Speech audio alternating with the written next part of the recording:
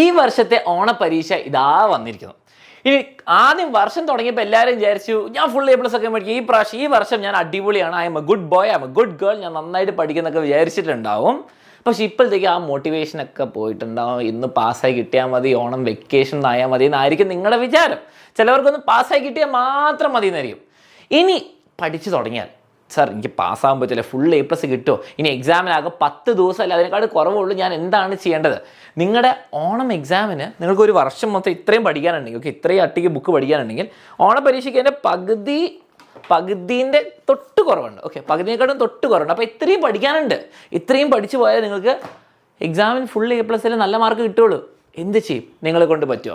അപ്പോൾ നിങ്ങൾക്ക് ഇപ്പോൾ ഉള്ള ടെൻഷനാണെങ്കിൽ ടെൻഷൻ, നിങ്ങൾക്ക് പഠിക്കുമ്പോൾ ബോറടിയാണെങ്കിൽ ബോറടി, നിങ്ങൾക്ക് പഠിക്കുമ്പോൾ മനസ്സിലാവുന്നില്ലെങ്കിൽ മനസ്സിലാവുന്നില്ല, അതെന്താണോ കൺസേൺ ഇപ്പം തന്നെ കമൻസിലിടാം. കാരണം ഞാൻ ഇതിൽ കൂടെ പോയിട്ടാണ്, ഞാനും പരീക്ഷ എഴുതിയിട്ടുണ്ട് മക്കളെ. ഈ ലോകത്തുള്ള എല്ലാവരും തന്നെ ഏകദേശം പരീക്ഷ എഴുതി ബുദ്ധിമുട്ടിയിട്ടുണ്ട്. അപ്പോൾ ഇപ്പം തന്നെ അത് കമൻസിൽ അറിയിക്കാം. അപ്പോൾ അടുത്ത വീഡിയോ അതിനെ അഡ്രസ്സ് ചെയ്തിട്ടായിരിക്കും. ഓക്കെ, അപ്പോൾ നമുക്ക് ഓരോ ക്വസ്റ്റ്യൻ ഞാൻ ആൻസർ തരാം പഠിപ്പിക്കുന്ന പോലെ. എന്നെക്കൊണ്ട് പറ്റുമോ? എന്നെക്കൊണ്ട് ഈ ബാക്കിയുള്ള ദിവസങ്ങൾ, ഈ 10 ദിവസം അല്ലെ 8 ദിവസം ഞാൻ കഷ്ടപ്പെട്ട് പഠിച്ചാൽ പറ്റുമോ?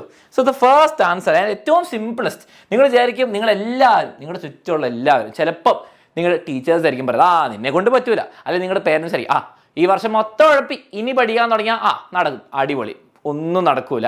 ആൻഡ് ഫ്രണ്ട്സ് ആയിരിക്കും ഈ പ്രാവശ്യവും പോയി, മോട്ടിവേഷൻ ഫുൾ പോയി. എന്നാൽ ഞാൻ നിങ്ങളോട് പറയാണ്, ഇത് യെസ് ആണ്. നിങ്ങളെ കൊണ്ട് പറ്റുമോ? യെസ് പറ്റും. പക്ഷെ അതിനുവേണ്ടി എന്ത് ചെയ്യണം? കൺസിസ്റ്റൻസി വേണം. ഓക്കെ, നിങ്ങൾ ഇന്ന് അലൻ സാറിൻ്റെ വീഡിയോ ഉണ്ട്, അലൻ സാർ പറഞ്ഞു ഫുൾ മാർക്ക് അല്ലേ, ഫുൾ A+ കിട്ടുമോ? യെസ്. പക്ഷേ നാളെ മാത്രം പഠിച്ചാൽ പോരാ. നാളെ മാത്രമല്ല, 7 ദിവസം 8 ദിവസം ബാക്കിയുള്ള 8 ദിവസം പഠിക്കണം. അതിനെപ്പറ്റി ഞാൻ പറയാം. അപ്പോൾ നിങ്ങളെ കൊണ്ട് പറ്റുമോ? യെസ് പറ്റും.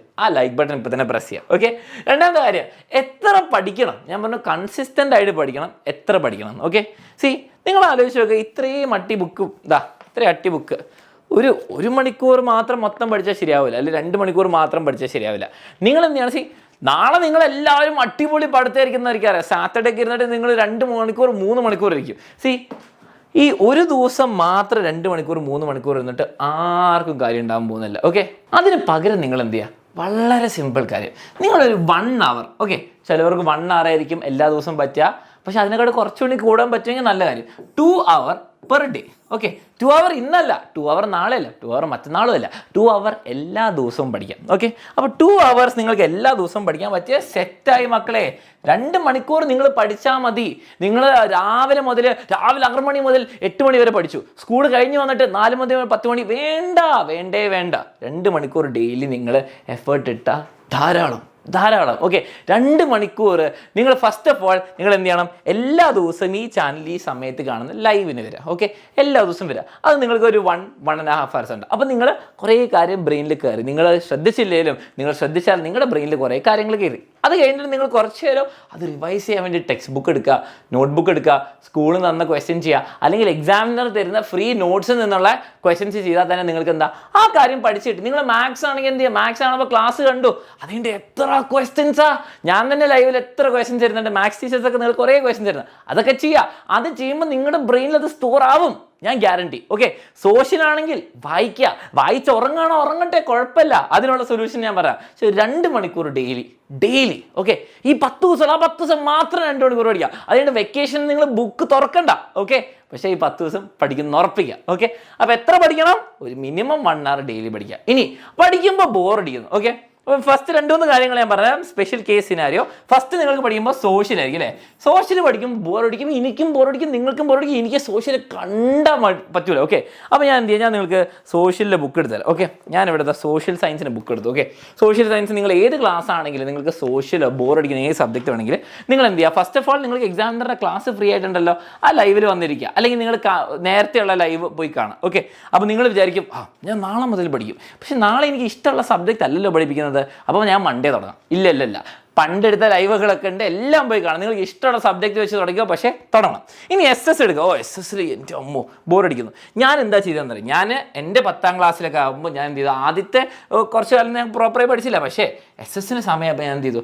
ഞാൻ ക്ലാസ് കേൾക്കുന്നതിൻ്റെ കൂടെ അതിൻ്റെ ബുക്ക് നോക്കിയിട്ട് വായിക്കുന്നതിന് പകരം ഞാൻ എന്ത് ചെയ്തു? ഞാൻ നോട്ട്സ് എടുത്തു. ഞാൻ എന്ത് ചെയ്തു? ഞാൻ വളരെ കൺസൈസ് ആയിട്ട് നോട്ട്സ്. ഓക്കെ, ഇപ്പം എന്താണ് ഇന്ത്യ ഗോട്ട് ഇറ്റ്സ് ഇൻഡിപെൻഡൻസ് 1947, അതിന് പകരം ഞാൻ എന്ത് ചെയ്തു? India independence 1947. എനിക്കത് കാണുമ്പോൾ മനസ്സിലായി, പിന്നെ ഓർമ്മ വരും, ഇത് എനിക്കും അറിയാം. ഓക്കെ, അപ്പം ഞാനിപ്പം നിങ്ങളോട് പറയും ഒരു 5 മാർക്ക് ക്വസ്റ്റൻ എഴുതാം. ഫസ്റ്റ് പോയിന്റ് എനിക്കറിയാം, ഇന്ത്യ ഗോട്ട്സ് ഇൻഡിപെൻഡൻസ് 1947.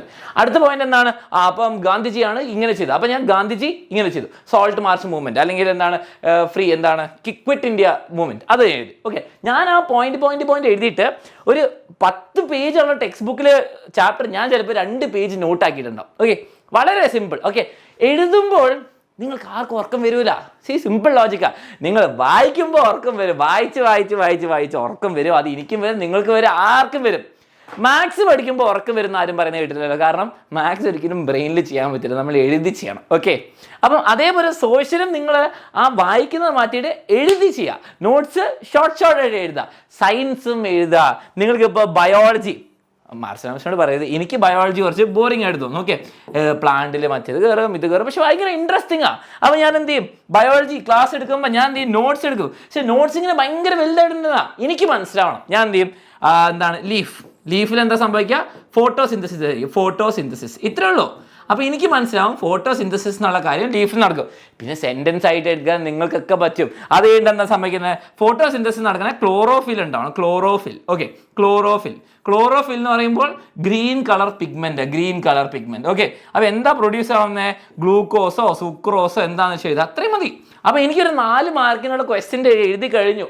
അപ്പോൾ എഴുതുമ്പോൾ നിങ്ങൾക്ക് ആർക്കും ഉറക്കം വരില്ല, നിങ്ങളുടെ ബ്രെയിൻ ഉറക്കാൻ സമ്മതിക്കുമല്ലോ. ഓക്കെ, നമ്മൾ വായിക്കുമ്പോൾ ബോറടിക്കുമ്പോഴൊക്കെ നോട്ട്സ് എഴുതുക, വളരെ സിമ്പിളായിട്ട് ഷോർട്ടായിട്ട്. പിന്നെ ഈ നോട്ട്സ് നിങ്ങൾ എഴുതുമ്പോൾ നിങ്ങളുടെ ബ്രെയിനിൽ നിങ്ങൾ എഴുതുന്ന പോലെയാണ്, എനിക്ക് ബ്രെയിൻ തലയിൽ ഇങ്ങനെ എഴുതുന്ന പോലെയല്ല, ബ്രെയിനിൻ്റെ ഉള്ളിൽ ഇത് വയറായിക്കൊണ്ടിരിക്കും. അങ്ങനെ പുതിയ വയറിങ് കണക്ഷൻസ് നടക്കുക.